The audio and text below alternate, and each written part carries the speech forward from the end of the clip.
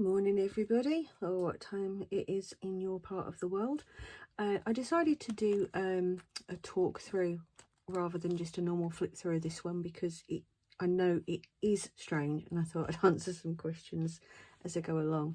I had this idea a little while ago and I had a little look around and I couldn't find anything that had been done the same way, so I thought, well, let's give it a go. I've seen some soft cover journals that have both like opened up both sides, like a gatefold I think they call it, but I'd not seen anything done in the way that I've done this, so I had to figure out how to make the cover, which I've done everything completely from scratch. The faux leather was reclaimed from one of our old sofas that we got rid of a while ago, and it's the first time I've actually attempted any external stitching of the signatures as well, so that was a bit of an experience.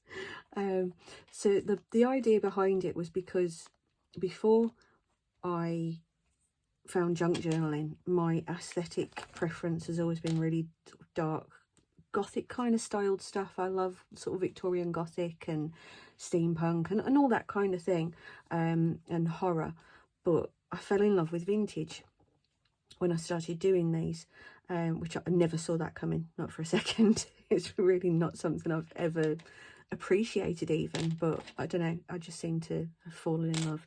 So I wanted something that combined the two things together, but in like an opposites kind of way, which I could have done as just a normal book, I suppose, but I thought, why don't I try something a little bit different? So the way that I did this was that the vintage side is here, so when you open up this side you've got the vintage, and when you open it this way you've got the sort of anatomy, kind of the vintage anatomy and horror stuff that I love so much. So I'll do a proper flip through in a minute. I just wanted to make sense of it first because I know it might baffle some people as to why it is the way it is, but I kind of like the idea of it being almost like a playing card, you know, when you've got the face cards and the two of them are upside down but just sideways instead.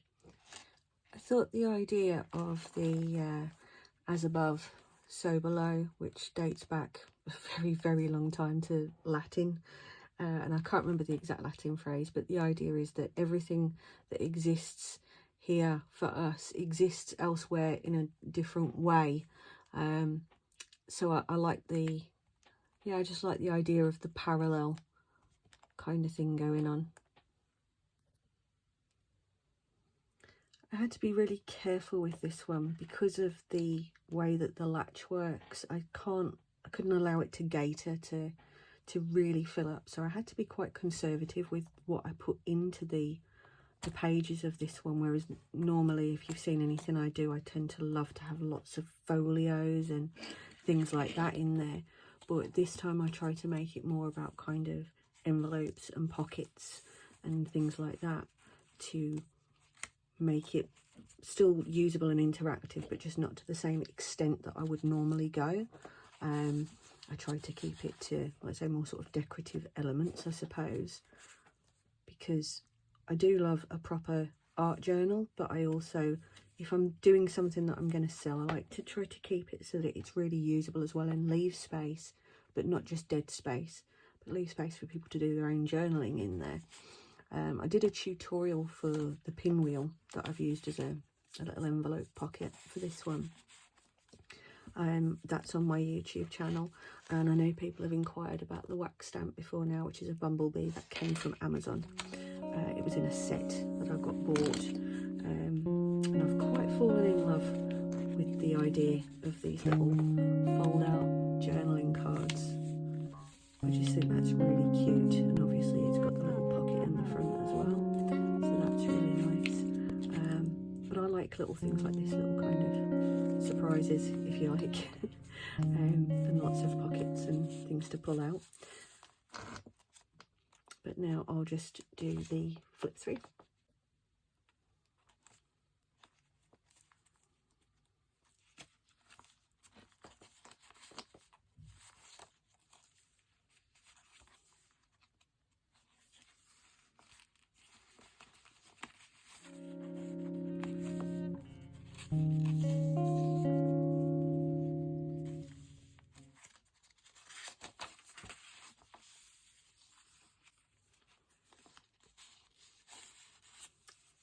This I actually made with the faux leather that I've got a tutorial up on my YouTube for.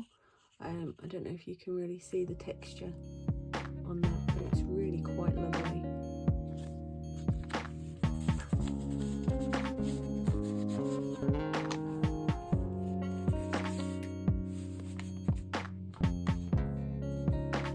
This one again was made with the faux leather, but a different one that I did during the making of the tutorial. And I just absolutely love this one because it looks and feels so much like just thin faux leather. It's beautiful.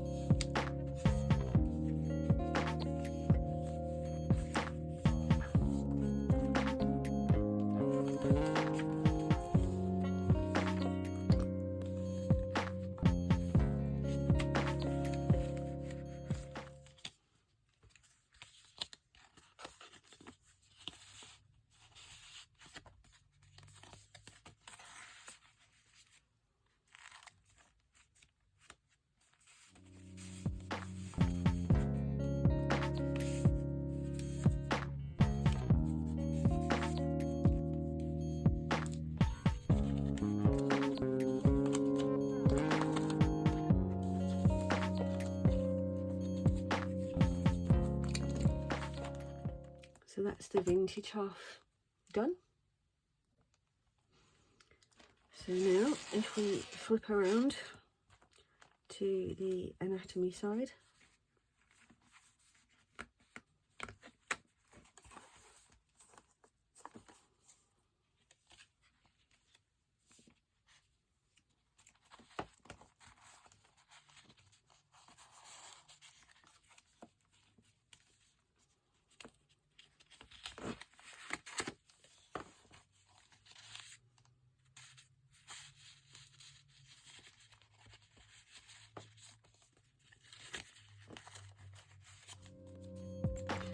I made these little stickers using my thermal printer. I was able to get some kind of craft coloured paper for it, and I'm absolutely obsessed with making these at the moment. I did an absolute stack of the anatomy based one and quotes and stuff, but I've also been experimenting with more kind of vintage looking things as well, so I'll be using those in the next journal. There's a lot of those throughout, well, a few.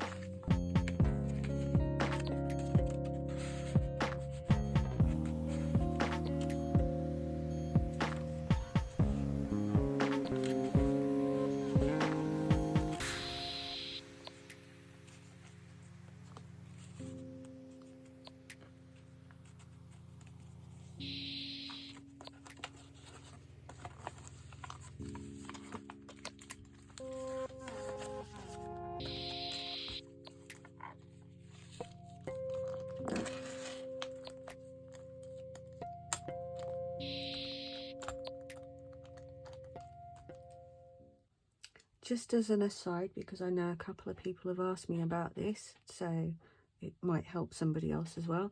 These ornate class blocks that I get them from quite a few places, but I know I've got some here that came from AliExpress, which are also really beautiful. This is the other one that I know that came from there, which is really, really nice. And these plates, if you search on Amazon for these, you'll find them under metal label holders, and they just screw in. But what I do, because most of the time I don't make covers thick enough for the screws, we clip the screw part off and then just glue the screw heads in. Don't do like I did and try to take a chunk out of your finger when trying to cut the ends off of the screws. Just don't try this at home unless you can be trusted with tools. The other things that I really wanted to do a talky video with this one was just to highlight a couple of points. And the first one is that I don't claim to be the only person, the first person to have done what I've done here. I just didn't find anywhere else. So yeah, if you do see it somewhere else where someone's done something similar, brilliant. You know, I'm not claiming it as an original idea or being precious about anybody else who wants to do the same thing, do it. Which leads me to my second point, which is I see people in my Facebook groups and stuff all the time saying, oh, I'm not very good at this, I'm just starting out, and talking to people like myself and other people who've been doing it a really long time, saying, oh, I'll never be as good as you, or I hope to be as good as you one day. Well, here's where I let you in on the fact that I started making these last October 2022, the end of October. I happened upon one, I'd never heard of one, and I thought it was a great idea. I thought I'd give it a try. I'm not saying I didn't have a crafting background. I do. I've been crafting for 35 years, I think. But nothing like this. I'd never covered a book. I'd never made a book cover from scratch. I'd never decorated a book cover. I'd never made signatures and sewn them together. And, you know, I hadn't done any of those things. This was all really, really new to me. So don't do yourself down and think that you can't do something. I still look at this and I still think it has faults, and other people will be telling me how wonderful they think it is, which is brilliant, you know, and it's lovely. And you guys have really encouraged me and helped me massively with my confidence, and I try to pass that along to other people, and say, don't think that you can't achieve something that you see, because with a little bit of practice you can. Look at Pinterest, look at TikTok. There are so many wonderful ideas, and I did get a lot of inspiration when I started making my first couple of journals. So I've just evolved into being able to make more intricate things and, you know, more complex designs and stuff. But I'm a firm believer in passing that knowledge on, which is why my YouTube is full of tutorials that people have asked, how did I make something? So I'm always happy to do that. If you see something I've done and you want to know how I did it, just ask. If I can't do a tutorial for it for whatever reason, I will say, but 99% of the time I can, and I will. So I'd love to be able to help the people that think I can't do that and turn it into a I did that. So yeah, it's a community, guys, you know, and we should behave like one, and for the most part we do, which is quite wonderful. But have a little faith in yourself.